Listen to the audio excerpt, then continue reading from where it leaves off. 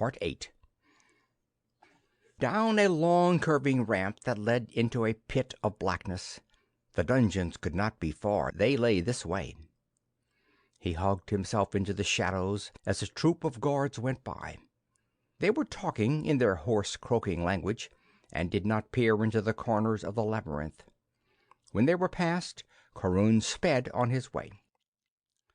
The stone walls became rough, damp tunnels, hewed out of the living rock under the castle.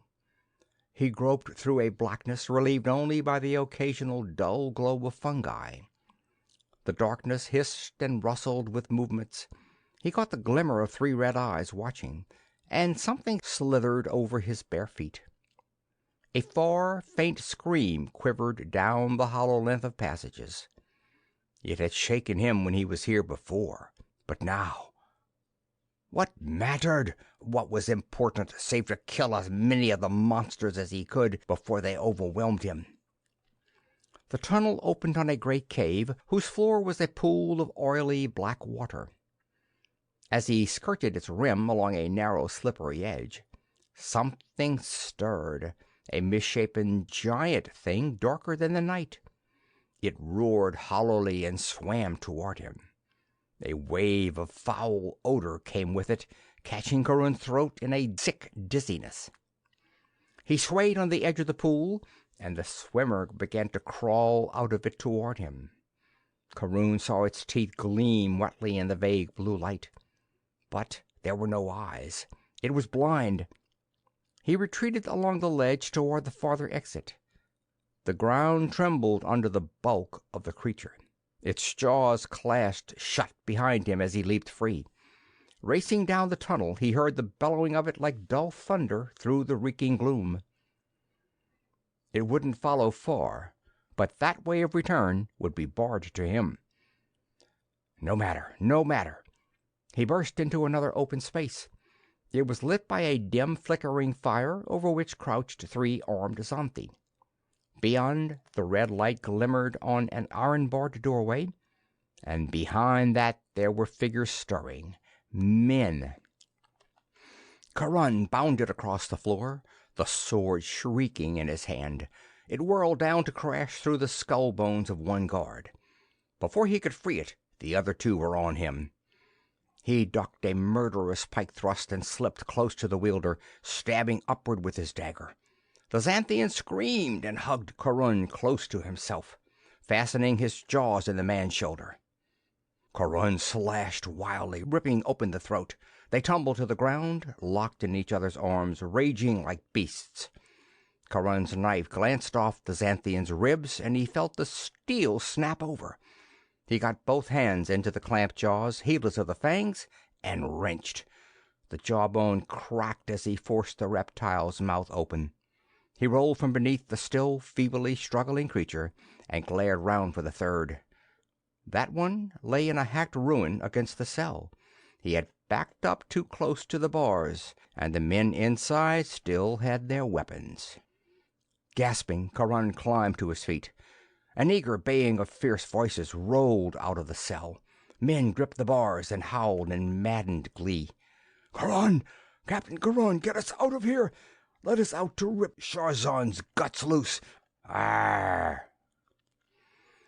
The Counterhorian lurched over to a dead Xanthian, at whose waist hung a bundle of keys. His hand shook as he tried them in the lock. When he got the door open, the men were out in a single tide. He leaned heavily on an Umlotuan's arm. "What happened to you?" he asked. "The devils let us down here and then closed the door on us," snarled the blue man. "Later a group of them in rich dress came down, and suddenly we saw what a slavery we'd been in to Sharzan. Suddenly it no longer seemed that obedience to him was the only possible thing. Umwanzi, let me at his throat." "You may have that chance," said the pirate. He felt strength returning. He stood erect and faced them in the flickering firelight. Their eyes gleamed back at him out of the shadows, fierce as the metal of their weapons. "Listen," he said. "We might be able to fight our way out of here, but we'd never escape across the Demon Sea. but I know a way to destroy this whole cursed house and every being in it, if you'll follow me." "Aye!" The shout filled the cavern with savage thunder. They shook their weapons in the air, gleam of red-lit steel out of the trembling darkness. "Aye!" Charon picked up his sword and trotted down the nearest passageway. He was bleeding, he saw vaguely, but he felt little pain from it. He was beyond that now. The thing was to find the devil powder. Satsu had said it was somewhere down here. They went along tunnel after winding tunnel, losing all sense of direction in the wet, hollow dark. Charon had a sudden nightmare feeling that they might wander down here forever, blundering from cave to empty cave while eternity grayed. "Where are we going?" asked someone impatiently. "Where are Xanthi to fight?" "I don't know," snapped Charon. They came suddenly into another broad cavern, beyond which was another barred door. 4 Xanthi stood guard in front of it. They never had a chance. The air was suddenly full of hurled weapons, and they were buried under a pile of edged steel. Charon searched the bodies, but found no keys. In the murk beyond he could dimly see boxes and barrels reaching into fathomless distances, but the door was held fast. Of course, Satsu would never trust his men-at-arms with entrance to the devil powder. The corsair snarled and grabbed a bar with both hands. "Pull, men of Umlotu!" he shouted. "Pull!" They swarmed close, 30-odd big blue men with the strength of hate in them. Clutching the cell bars, grabbing each other's waists, heaving with a force that shrieked through the iron. "Pull!" The lock burst, and they staggered back as the door swung wide. Instantly Charon was inside, ripping open a box and laughing aloud to see the black grains that filled it. For a wild moment he thought of plunging a brand into the powder and going up in flame and thunder with the castle. Coldness returned. He checked himself and looked around for fuses. His followers would not have permitted him to commit a suicide that involved them, and after all, the longer he lived, the more enemies he'd have a chance to cut down personally.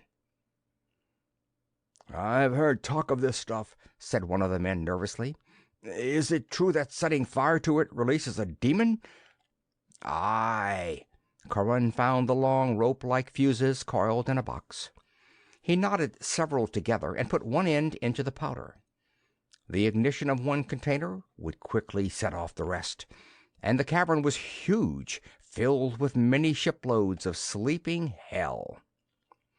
"If we can fight our way to the ship and get clear before the fire reaches the powder," began the Umlotuan. "We can try that, I suppose," said Charon. He estimated the burning time of his fuse from memories of the use he'd seen the Xanthi make of the devil powder. Yes, there would be a fair allowance for escape, though he doubted that they would ever reach the strand alive.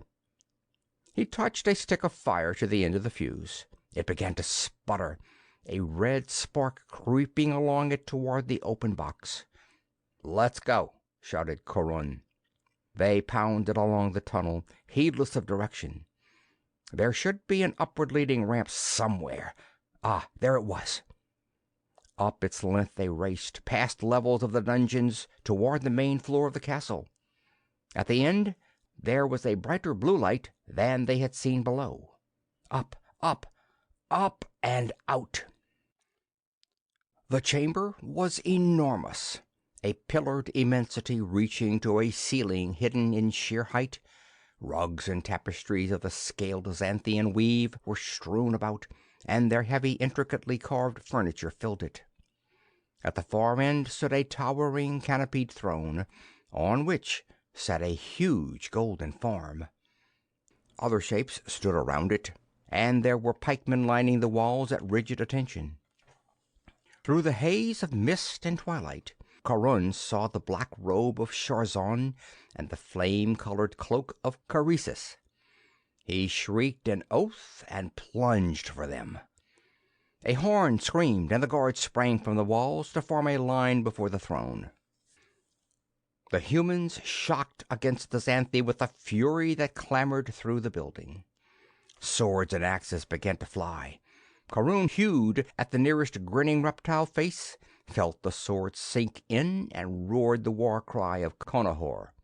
He spitted the monster on his blade, lifted it, and pitchforked it into the ranks of the guards. Satsu bellowed and rose to meet him. Suddenly the Xanthian king was not there. It was a tentacled thing from the sea bottom that filled the room, a thing whose bloated, dark body reared to the ceiling. Someone screamed. Fear locked the battlers into motionlessness. Magic! It was a sneering rattle in Kharoon's throat. He sprang into the very body of the sea creature. He felt the shock of striking its solid form, the rasp of its hide against him, the overwhelming poisonous stench of it. One tentacle closed around him. He felt his ribs snapping and the air popping from his burst lungs. It wasn't real. His mind gasped through the whirling agony. It wasn't real. He plowed grimly ahead, blind in the illusion that swirled around him, striking. Dimly, through the roaring of his nerves, he felt his blade hit something solid. He bellowed in savage glee and smote again and again. The smashing pressure lifted. He sobbed air into himself and looked with streaming eyes as a giant form dissolved into smoke, into mist, into empty air. It was Satsu, writhing in pain at his feet. Satsu, with his head nearly chopped off. It was only another dying Xanthian. Kharoon leaped up onto the throne and looked over the room. The guards and the sailors were still standing in shaken silence. "Kill them!" roared the pilot. "Strike them down!"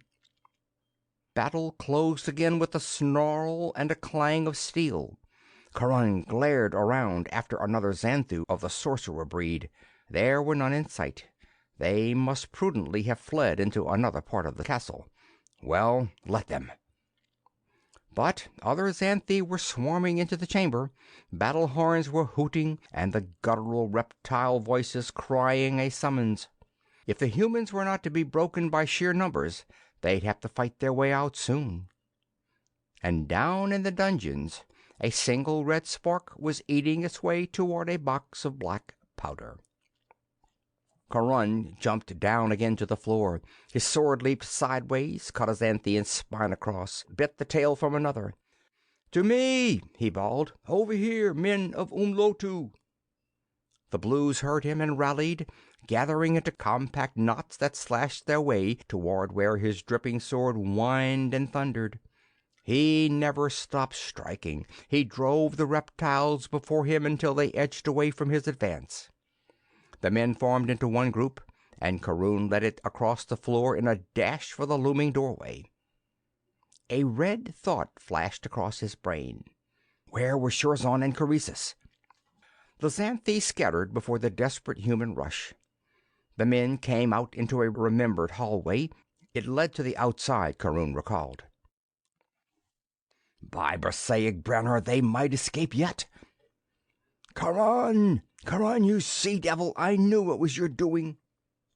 The Conahorian turned to see Imazu bounding toward him with a bloody axe in one hand. Imazu! Thank all the gods, Imazu was free! I heard a noise of fighting, and the tower guards went off toward it," gasped the Umlotuan captain. "So I came too. On the way I met Shorzan and Croesus." "What of them?" breathed Kharoon. The blue warrior smiled savagely and flung a red thing down at Kharoon's feet. "There's Shorzan's scheming head. My woman is free." "Croesus?" Imazu leaned on his axe, panting. "She launched her Arani at me. I ducked into a room and slammed the door in his face, then came here through another entrance." Croesus was loose. "We've got to get clear," said Kharoon. "The devil powder is going to go off any time now." The Xanthi were rallying.